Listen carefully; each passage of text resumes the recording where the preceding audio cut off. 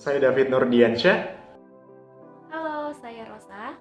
Halo, saya Kasania Dela Pena. Halo, nama saya Dini Dwi Wulandari. Oke, kita akan bahas dari ROA-nya Garuda. Nah, ROA yang dimiliki oleh Garuda Indonesia tahun 2019 sebesar 0,14%. Ini di laporan keuangannya.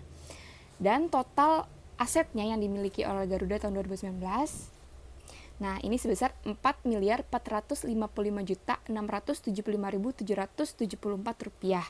Nah, artinya dengan total aset yang dimiliki Garuda sebesar 4 miliar tadi hanya mampu mengembalikan laba sebesar 0,14% atau sebesar 6.237.946 rupiah. Nah, itu kecil banget kan. Nah, kita lihat lagi dari ROE-nya. Nah, ini ROE Garuda Indonesia tahun 2019 yaitu 0,90%. Nah, dilihat lagi total ekuitasnya, ini ada 720.622.891 rupiah. Yang artinya kemampuan Garuda Indonesia dengan total ekuitas 720 juta tadi hanya mampu mengembalikan laba sebesar 0,90% atau hanya sebesar 6.485.606 rupiah.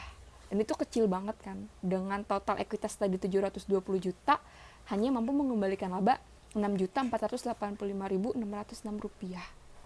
Gitu. Jadi dari segi investor lebih baik kita tidak menanam saham sih ke Garuda karena pengembalian labanya yang begitu kecil.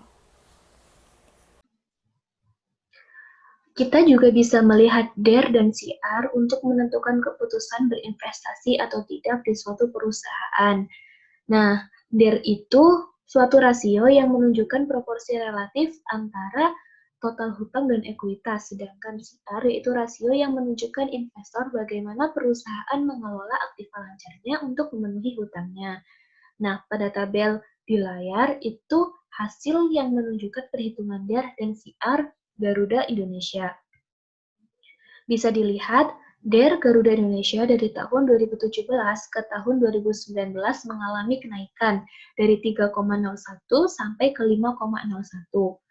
Sedangkan DER yang baik itu DER yang tidak lebih dari angka 1. Dari perusahaan yang memiliki DER lebih dari 1 itu sangat mengganggu pertumbuhan kinerja perusahaan, juga mengganggu pertumbuhan harga sahamnya. Artinya Garuda Indonesia juga mengalami trouble pada pertumbuhan kinerja dan pertumbuhan harga sahamnya. Sedangkan CR perusahaan Garuda Indonesia dari tahun 2017 ke tahun 2019 mengalami penurunan. Nah, CR yang baik itu berada di angka 2, sedangkan Garuda Indonesia memiliki CR di angka kurang dari 1. CR yang kecil, CR yang nilainya kurang dari 1 kali menunjukkan bahwa perusahaan mengalami kesulitan untuk memenuhi kewajiban lancarnya. Jadi, Kesimpulannya, melihat DER dan CR, investor tidak akan berinvestasi ke Garuda Indonesia. Oke, yang pertama rasio likuiditas. Saya menggunakan rasio lancar. Nah, rasio lancar ini digunakan untuk mengukur kemampuan perusahaan memenuhi utang jangka pendeknya dengan menggunakan aktiva lancarnya. Rasio lancar yang didapat pada perusahaan Garuda di tahun 2019 sebesar 0,34 yang memiliki arti rupiah utang dijamin oleh 0,348 rupiah aktiva lancar. Nilai rendah pada rasio lancar atau nilai yang di bawah dari 1 menunjukkan bahwa perusahaan mungkin mengalami kesulitan untuk memenuhi kewajiban lancarnya. Berikut ini perhitungan dari rasio lancar perusahaan Garuda Indonesia. Selanjutnya, rasio solvabilitas. Saya menggunakan rasio total utang terhadap total aset. Rasio total utang terhadap total aset ini menunjukkan proporsi hutang perusahaan terhadap total aset yang dimilikinya. Bisa dilihat di presentasi di tahun 2019 dan 2018, rasio total utang terhadap total aset perusahaan Garuda Indonesia sebesar 0,838 dan 0,846. Nah, di sini memiliki arti bahwa perusahaan Garuda Indonesia menggunakan dana dari kredit 83,8%. dari total dananya pada tahun 2019 dan 84,6% dari total dananya di tahun 2018. Artinya setiap 0,838 rupiah utang perusahaan dijamin oleh 1 rupiah aset perusahaan. Jumlah keduanya terbilang sangat tinggi dan menunjukkan kondisi bisnis yang kurang stabil secara finansial.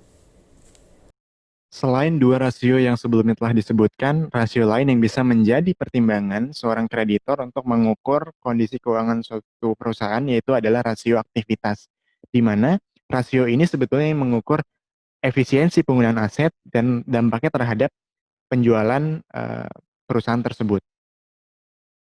Adapun komponen yang relevan jika melihat pada laporan keuangan PT Garuda Indonesia adalah dua komponen berikut ini yang didapatkan hasil sebagai berikut, di mana total aset turnover-nya jika dirata-ratakan yaitu 1,07, di mana ini mengartikan bahwa setiap 1 rupiah aset yang dimiliki perusahaan tersebut menghasilkan 1,07 penjualan jasa mereka. Diikuti dengan fixed asset turnover-nya yaitu sebesar 4,37. Lalu, apakah perputaran aset yang tinggi itu menandakan kondisi perusahaan dalam kondisi yang baik? Dapat disinyalir bahwa jika nilainya terlalu tinggi, maka perusahaan beroperasi di luar kapasitasnya, sehingga kecenderungannya perusahaan perlu berinvestasi dalam aset modal seperti halnya pabrik, properti, dan peralatan untuk mendukung penjualannya atau mengurangi penggunaan yang berlebih. Rasio berikutnya adalah rasio profitabilitas, yang tentu saja ingin mengukur seberapa besar kemampuan perusahaan dalam mengenerate profit. Komponennya yang relevan bisa kita lihat sebagai berikut, dan jika mengacu pada tabel profitabilitasnya, didapatlah hasil sebagaimana yang tersedia di layar, di mana jika kita sedikit analisis pada poin, katakanlah di return on asset-nya, di mana ROE pada tahun 2019 ini itu 0,14 yang mengalami peningkatan dari sebelumnya yang bahkan minus 5,51%. Tentu faktor-faktor berikut ini menjadi nilai yang penting untuk dipertimbangkan oleh seorang kreditor untuk menentukan apakah perusahaan ini layak untuk diberikan akses kredit atau tidak. Sehingga kesimpulannya dari sudut pandang kreditor, perusahaan memiliki keadaan keuangan yang kurang baik dan kurang stabil.